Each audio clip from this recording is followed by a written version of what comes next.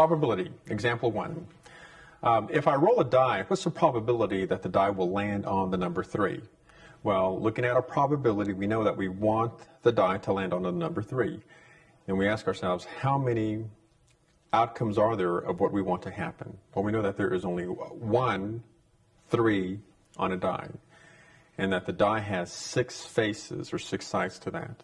So the probability of the die landing on a 3 is 1 out of 6. Again, because there's only a 1 3 on a 6-face die. Okay, that is equal to 16.67%. Okay. Example 2. If we take 2 dice and roll them, what would be the probability of rolling a sum of 2 or a sum of 7 or a sum of 10? Now, in order to do this, this chart will help us identify the sample space of what we're working with. Now, the sample space is a very critical idea in determining what possibly can happen, looking at the outcomes. Now, our sample space from this chart, we know that there are 6 rows and 6 columns. So there are a possibility of 36 outcomes occurring.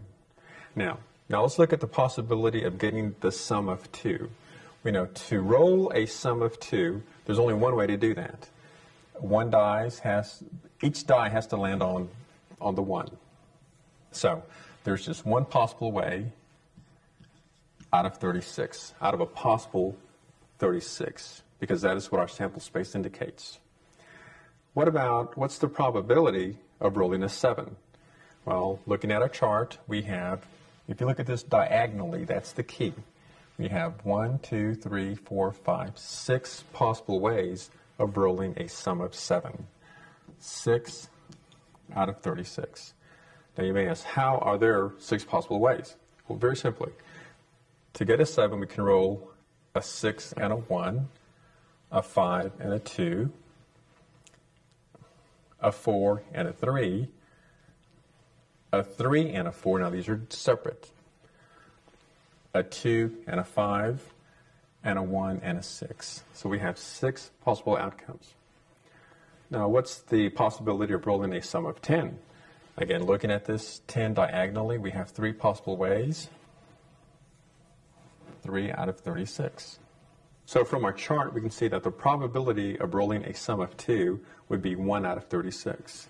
And as a percent, that is 2.78%. Not very good.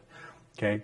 The probability of rolling a sum of 7, in this case now, we're looking at 6 over 36, and that reduces to 1 over 6, which the percentage breakdown on that would be 16.67%.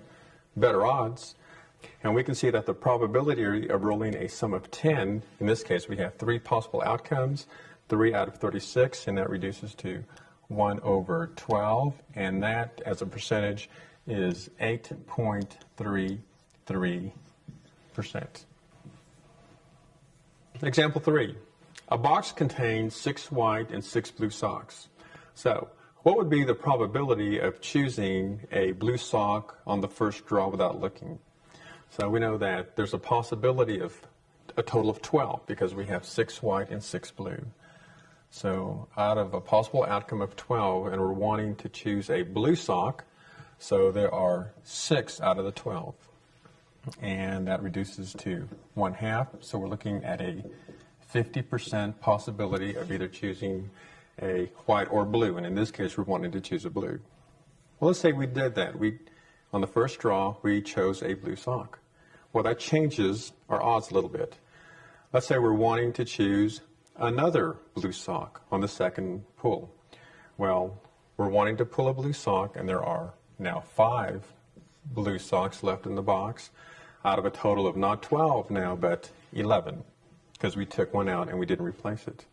So 5 out of 11, that would reduce to, the percentage would be 45.45%. Well, let's say we did that. And our third draw, this time we want to choose a white sock. Well, we know now we only have 4 blue socks in the box, but there are still 6 white socks.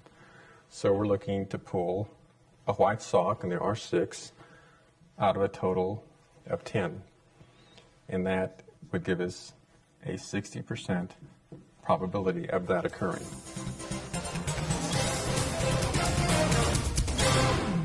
Many people play the lottery in hopes of earning lots of money. They buy tickets like these here.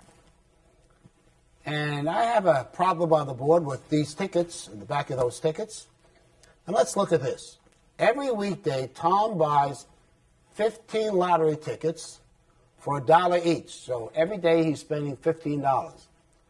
How much does it cost Tom for 10 years, and what is his probability of winning if the overall odds for any prize is 1 in 4.87, including break-even prizes? So let's look at that. I got these figures at the back of these lottery tickets that I found. And so let's look at this. He's investing, let's go to the calculator. All right, so he's investing $15 5 times a week, times 5, and there's 52 weeks in a year, times 52 equals $3,900. And we multiply that by 10 years, 10 equals, and so 10 years, Tom invests $39,000. Now that's a lot of money in 10 years that he invested in this. Now what is that really worth with the odds of this, 4.87, these odds? So it's 1 over 4.87 equals X over the amount of 10 years, it's $39,000. Let's cross multiply. So that will equal 4.87x, all right, equals 39,000. So it's 39,000 times 1, so it stays the same. Divide that by 4.87. So x then will equal, we'll put the x over here. Let's go to the calculator, we'll cross that out and do the math.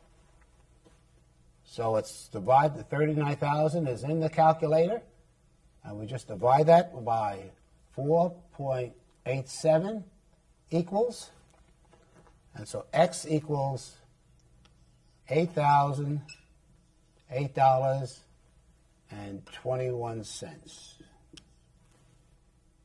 So with that kind of probability, 4.87, in 10 years of investing, you would probably win $8,008.21. Now, there's other lotteries. They have these big $1 million jackpots, and people have all kinds of dreams of winning this. But you know, you will never, using the law of probability, ever get your money back. The government has to take their share of it. The stores have to get paid. Tickets have to be printed. And this is what I have up here. And I want to stress this. Be intelligent. All right? Be intelligent and use the laws of probability to save money. You're taking this math course. Now think. What are your chances? What are your odds? Don't just throw away your money. Take that money. Now, say you did 10 years and you invested every weekday or every month. Now, if you would invest every month, let's do that again. Let's go over here. Every day you save $15 a week. That would be times 5. That's a weekly amount. Times 52. That's a yearly amount. Equals. So you'll be saving $3,900, and divide that by 12. So every month you'll be investing $325. Now what I've done, I've gone on the internet, and you can do this here, monthly deposit savings calculator. Type that in on the internet on the search engine, and then put in your figures. So you invest in $325 monthly, and you would earn, don't forget, you in the bank or investment, or whatever you're purchasing, you earn interest, and say you earned 7%. After 10 years, all right, this is what you would earn here at 10 years. X, if I could say this, this is not this X, but if you invested that money, the calculator says here, $56,580.70. That's at 7% interest. Now, what a difference. Now, this is guaranteed. If you get 7%, you might get 10%. If you get 5%, it's a little bit lower. But you definitely will have that money. And if you did that for 20 years at 7%, which I also put in here, for 20 years, it would be $170,000. And if you were a smart investor and you got 10%, after 20 years, it would be $248,000 or close to $250,000 if you would get 10% interest if you invested this money. And so be intelligent. Lottery laws of probability are very remote of you ever earning money. Plus, say you did win $1 million. You know who's going to come behind you? Uncle Sam is going to come and say, hey, whatever money you got, I want 25% of that money. And then their states, they take out their hands too. They say, oh, wait, hey, give us some money too. And I know New York City puts out its hands too. You got to pay me too. And some of the lotteries, they pay you after 20 years. And when inflation is taken in, your money devalues. And so I want to stress this. Be intelligent and use the laws of probability to save money. Invest your money wisely.